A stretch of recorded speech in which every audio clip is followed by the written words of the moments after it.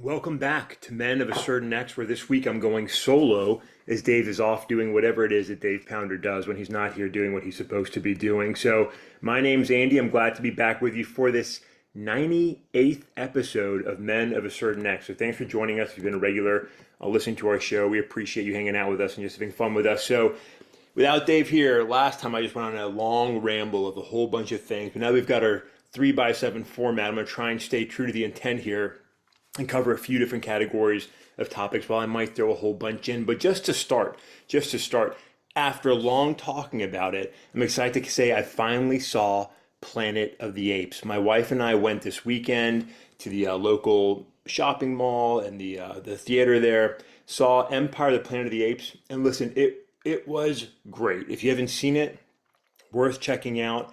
It's a great part of the series, right? So the original movies in 1968, 70, 71, 72, and 73, right? So that five-part series.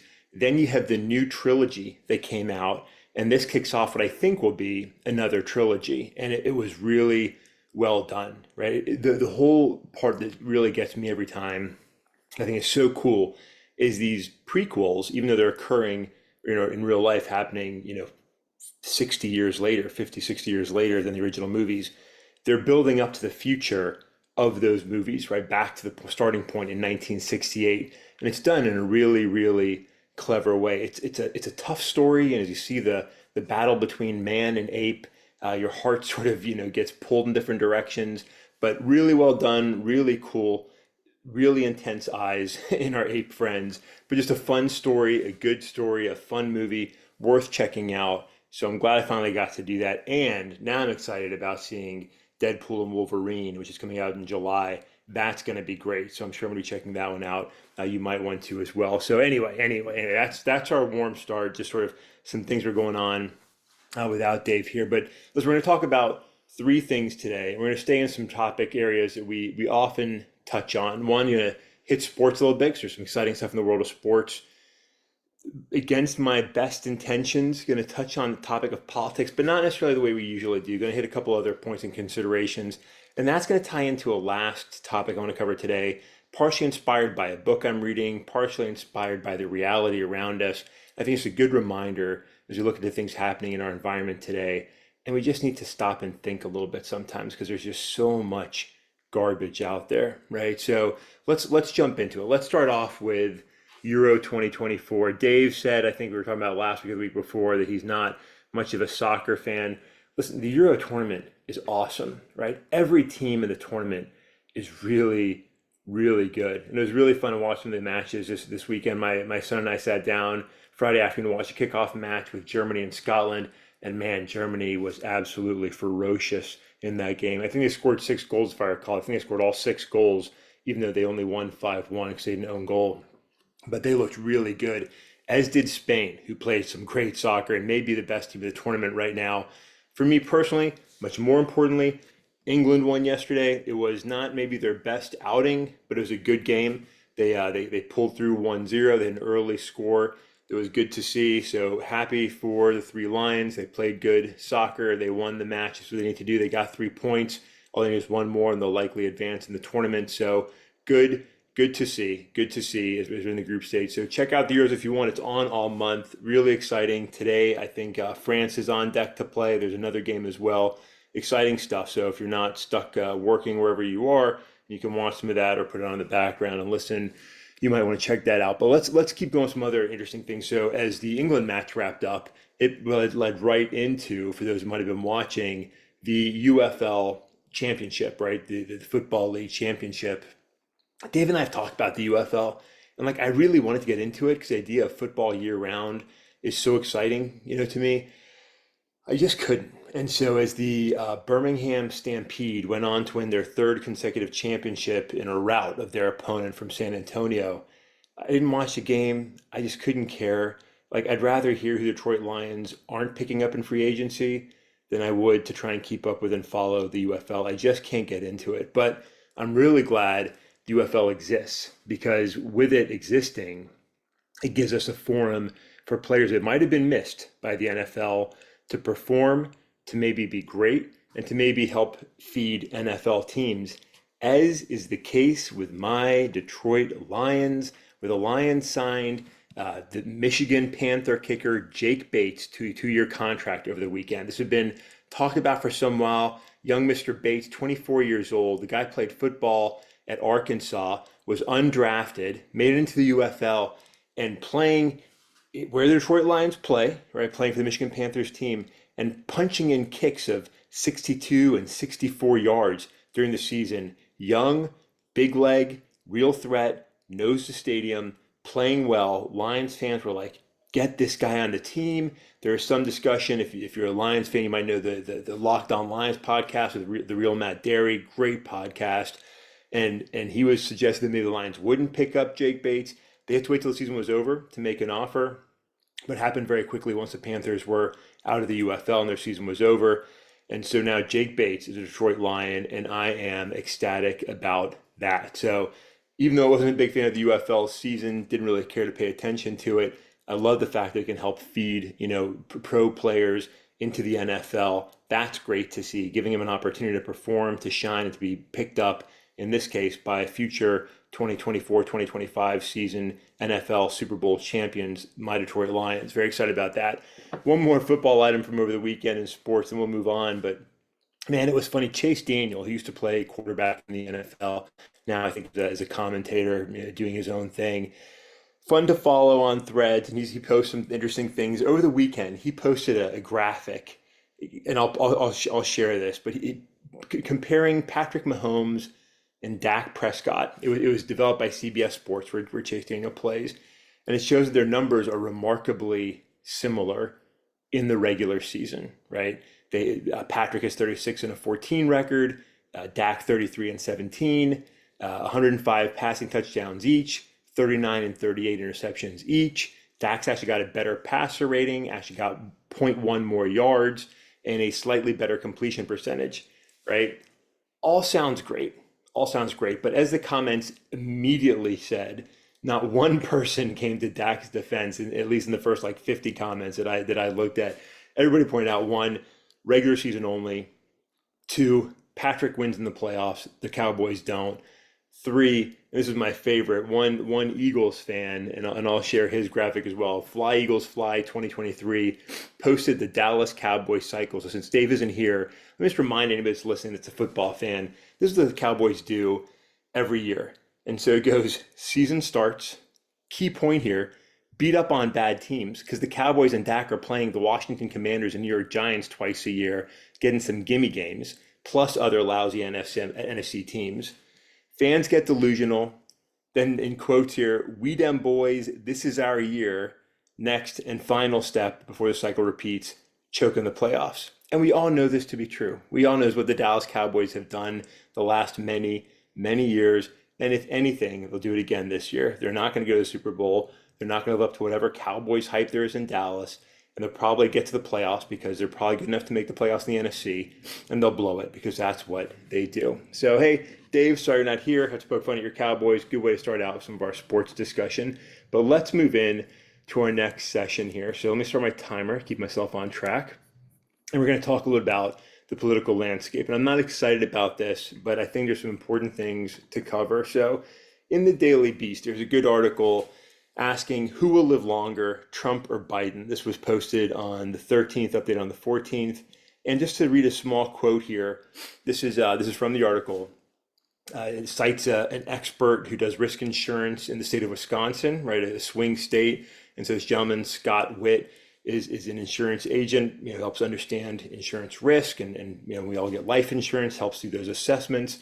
And so he said that neither man's official medical reports yield much useful insight into their underlying health, besides the Republicans' high body mass index being Trump's body weight. He also highlighted public concern and speculation about both contenders' cognitive function. We've seen that time and time again with both candidates, as Dave and I have talked about many times. But here's what he says. He says both provide an array of estimates showing that white men who have reached the age of each stand an excellent chance of surviving another 5 years, right? Just because they've managed to stay alive this long. So he's saying realistically, given where these guys are, who they are, their backgrounds, their status, the things they have access to, they're probably both going to be around for at least another 5 years, right? So according to Mr. Witt, both would theoretically survive a term in office, right? Whether whoever might get a second term, if one of them is so fortunate to win. My frustration with this, right? Like we live in a time where we've got these amazing young politicians, right? And and I say amazing in the sense that they're smart and engaging and dynamic, right? There's people out there, whether you agree with them or not, right? There's so many other options, as Dave and I have talked about many times, right? And so for the Libertarian Party here, you've got a 38-year-old candidate, right? Chase Oliver, we've talked about. I'll come back to that in a minute. In the Republican Party, you've got Justin Amash, for example. The Democrats, you've got Pete Buttigieg. You've got Nikki Haley. You've got a host of others who we don't have to discuss in the context of will they survive their second term.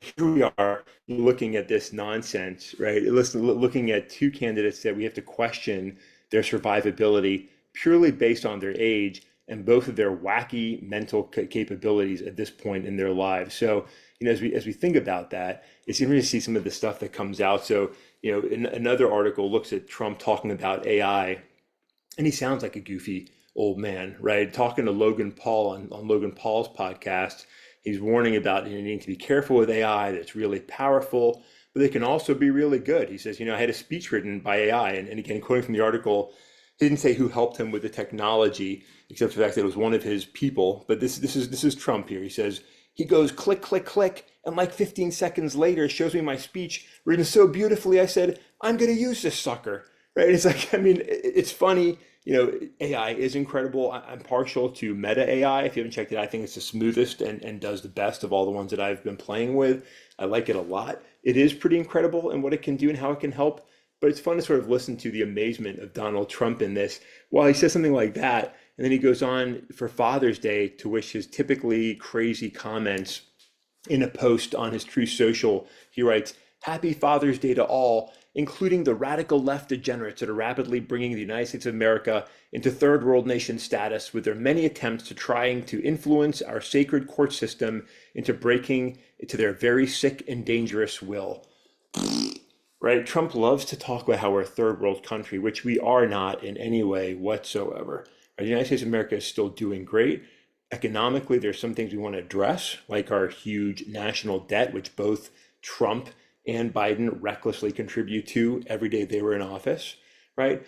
There are legitimate issues, but the fact the United Nations is still one of the greatest nations on earth, healthy and wealthy, with great opportunity, is reality. But Trump and his minions love to talk about the endless decline of the United States of America, which just isn't true. Crime is down, the economy is doing well, inflation is seemingly getting under control, inflation which increased because of Trump and Biden's reckless spending, right, during both of their terms, combined with the COVID response, right? Decisions made by both men, the Trump-Biden administrations led to the issues in the economy today with help from presidents past, right? So the things he likes to complain about really are largely attributable to both him and Joe Biden. And a lot of those issues he likes to rant and rave about have gotten better under Joe Biden. So as Trump enjoys AI and freaks out about the state of our economy, I really have to pause and wonder, just like, are these the best candidates? And I'll be perfectly candid with anybody that's still listening at this point, right? One, I don't know who I'm going to vote for in November. I'll be completely transparent. I know I'm not voting for Donald Trump. I consider him a reckless threat to the United States of America and global stability. Even though I may agree with him, I do agree with him on a number of positions. One, he's not a principled leader, so I have no confidence that he'll adhere to those positions once in office. There's no reason to believe he's flip-flopped on every issue under the sun. He jumps wherever he thinks he's going to get support. He doesn't actually have principles and beliefs that he holds on to. So he might be right on a couple of issues and points here and there. And I do agree with some of those positions in certain areas. I don't trust him. I wouldn't vote for him. And I think the threat he poses to our country, to democracy, to our Constitution, which he loves to talk about, but I don't think respects or even understands in any way, is far greater than any potential benefit from any policy position he might advocate for while in office. So I will not vote for Donald Trump. But beyond that, I'm looking. And as I look, I encourage anybody to really pause and not react to whatever it is that you might typically think you want to vote, and think about the candidates that are out there, right? Really assess your options. The New York Times this weekend, on the 14th, on Friday, posted an article about where Robert F. Kennedy Jr. stands on the issues. And it talks about where his positions are on a couple key issues. It talks about abortion. It discusses immigration and the border. It talks about climate changing the environment, democracy and the rule of law. It shares some takes on it. Now, it might not be exactly accurate or fair. It might be in some cases. It talks a little bit about some of the shifting positions he's had, but at least understand where he's coming from. I'd also point back to a great interview that Reason's Nick Gillespie did with Robert F. Kennedy Jr. maybe about a year ago. It's a long interview, and it gives RFK Jr. the floor to talk. And you might agree with what he says, you might not. I remember I listened to it and I was kind of underwhelmed at that point. I like what he's had to say more since then, but worth listening to, understanding who he is and what he's about. I'll also say, check out the other candidates. Check out Chase Oliver, check out Jill Stein, see what their positions are, and consider who aligns with your beliefs the most, and vote for who you believe is the best candidate, not just the default or the opposing candidate that because you can't stand the other guy. So anyway, went a little bit longer than I wanted to on the politics side. We'll leave that alone and move on to other topics, kind of related, kind of not, right? So let me talk about this one here. So it touches off of that, and that's with the technology we have, right? I talked about Donald Trump being impressed in his older years here by the incredible power of AI, as we all should be. I mean, AI is pretty incredible. Wired points out that there are 2 AI chat bots currently running for elected office, right? Vic is campaigning for mayor in Cheyenne, Wyoming, and AI Steve is running for parliament in the UK. These are actual candidates on the ballot, right? And this is part of a future that's like we have to figure out, right?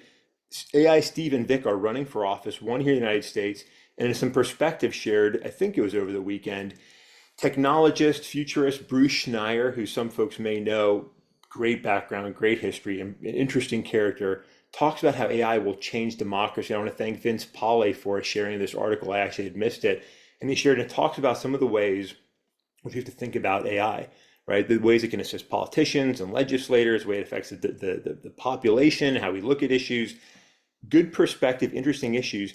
And he talks about also the potential of AI candidates running for office. So here we have this technology advancement, and what do we allow and not allow technology to do versus people? And yeah, this points back to our Skynet death hellscape future that I've talked about many times, because the potentials are like, how much autonomy do you give AI to do things that maybe are basic things that people can and should do, but maybe it does better, faster, with more efficiency? That opens up a host of potential dangers. So I thought it was interesting to look at both those. You can check out those articles. I'll try and share the links for those here, there, somewhere. That leads me to talk to this sort of last topic of information and trying to manage information and the ways that we all get manipulated as we travel around, right? Whether we're traveling around on cable or the radio or talking to friends or social media, we all get inundated with a lot of different information, political and otherwise. And I'm reading a book right now by Renee Durista. And Renee, if I didn't say your last name properly, I apologize. But the book's titled Invisible Rulers, The People Who Turn Lies into Reality. And it's the idea of how propaganda flows in our environment today, right? How manipulation of information occurs in our environment today, provides good history and context, looks at COVID and other issues in recent years, and helps kind of put an understanding of like how influencers and social media algorithms shape the content that we see, consume, process, understand, take in, and accept as our realities. It's a pretty candid look at things. I haven't finished the book yet. I'm still working through it, but it gives some really good perspective on how this occurs. And we should stop and think about, how do I consume things? What do I consume? Where do I challenge these things? And what do I understand and not understand?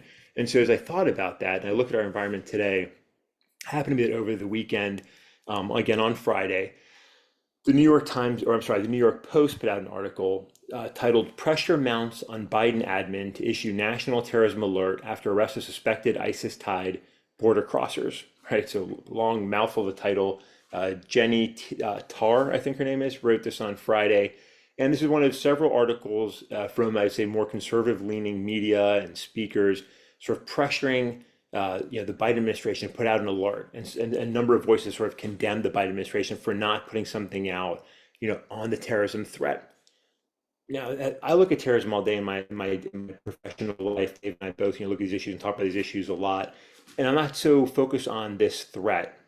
But the way that media portrays stories, right, and gives us partial information is important. And so I shared a thread over the weekend, sort of looking at this story and saying, hey, like this is fair. One may argue that there is or isn't an increased terrorism threat level, not the focus of this conversation we're having right now today, right? But what's missing is context, right? So while there are voices calling for us to address the terrorism threat, okay, which is fine. People can argue that anytime. You know, again, in my professional life, we have these types of conversations. The reality is what is being asked for, which is a national terrorism advisory system bulletin. That's what some of these voices on the right are calling for. The Biden administration said last year in September, hey, we're making a conscious decision to no longer release these bulletins the way they've been used over the last several years. These bulletins, which were intended to advise the population of terrorism concerns, became, under the Trump administration and continued by Biden in his initial years, an every 6-month update. It just became a routine update that really added no value. And so the administration looked at that and they released their 2024 Homeland Threat Assessment and said, hey, with the release of this document, we're not going to release any more threat bulletins unless there are specific threats, right? The way they refer to, they said that an alert will come out when the public needs to know about a specific or imminent terrorist threat or about a change to a terrorism threat level. While there are concerns around terrorism, there is no specific or credible threat today, right? You could argue maybe there's some type of credible threat, but there's nothing specific. There's nothing to warn the population about. There's no reason to cause fear, uncertainty, and doubt by issuing a warning. So while the article is a legitimate point that, hey, maybe we should be thinking about a bulletin, the reality is the Biden administration is following the process they said they would follow, which is to not release these bulletins willy-nilly on a routine basis, but to make them very deliberate and purposeful. When we look at context and news, we see articles like the New York Post article, and we think, man, why aren't we doing this? There is a threat, there are concerns. But really, there's more information than the information that's being presented to us at that time. And that's where it gets tricky for all of us, because whether we're talking about health threats like COVID or the emerging bird flu, which there is legitimate concern about, we're talking about national security threats or other political issues in our environment, looking at the election season, whatever it is that we're talking about and listening to and consuming, there's usually more information than what is available to us. And so we as good citizens, as a good public, have a responsibility to try and understand issues, to push beyond our own biases, to push beyond our own beliefs and tendencies, to challenge ourselves as well as what we're reading, and try and think, is there more to the story than what I'm thinking of, or how I instantly react to events in Israel, Gaza, Russia, Ukraine, China, domestic politics and policies, taxes, or whatever else it might be, to try and get more information. And so while that's an important thing to do, that also points back to one of the troublesome areas of our reality today, which is when people start researching things on their own and getting more information, which we should do, that's an easy way to run down rabbit holes and start consuming information that maybe leads us into not the ideal places, and how some folks get wrapped up into conspiracy theories and get radicalized into crazy beliefs, right? So it's a challenging environment for all of us today. But the reality we have to keep in mind is that there are individuals out there, there are algorithms out there, there are influencers out there are many voices out there, there's a lot of politicians out there that are deliberately manipulating what we hear and how we hear it and what we consume and what we believe. And we've really got to challenge ourselves to be better and do better, to think about what we actually believe, to think about why we believe those things, and then to, proceed accordingly, and to challenge the news, the voices we hear, even those we've considered trustful and reliable in the past. Maybe they're not giving us the full story. Maybe we have to push beyond the red, the blue, the yellow, the usual arguments that we like to, listen to and cheer on. Maybe there's more to it. And so I just encourage anybody to sort of think about that as we start this week, as we consume news this week, as we hear information this week. Just maybe think about, what do I personally think I believe? Why do I believe that? Is there another perspective that I should be thinking about? Something else I should be looking at? Is there more information what's being presented to me? Should I understand this better than I do? And then proceed accordingly, right? Do a little bit more work, understand the issue better, understand our own beliefs better. And you know what? It's okay to change our beliefs. It's okay to move our principles if we find that what we thought we believed maybe really doesn't fit who we are, where we are, what we believe anymore. Right, so just some things to consider as we wrap up today's pod. So thanks for listening to this Monday edition of Men of a Certain X. Glad we could do it. Miss having Dave here. Of course, always more fun to have two voices than one, but hope we stayed true to the format more or less. I think we went over a couple seconds on each. But hey, check things out. looking forward to hearing, your thoughts. Check out the Euro 2024 tournament if you're into soccer, or even if you're not. There's a lot of great soccer. Kylian Mbappe is going to put on a show today, I think, from France, an incredible young talent. Unfortunately, going to play soccer in Spain, I think, after the tournament's over. But hey, exciting stuff, good stuff. Have a great day. Have a great start to your week. I'll be back Wednesday for one more solo episode before Dave comes back Friday for our 100th episode of Men of a Certain X. So thanks for hanging out. Thanks for listening to us. Thanks for being with us. Always appreciate your comments and feedback. And with that, since Dave isn't here, I'll catch you next time.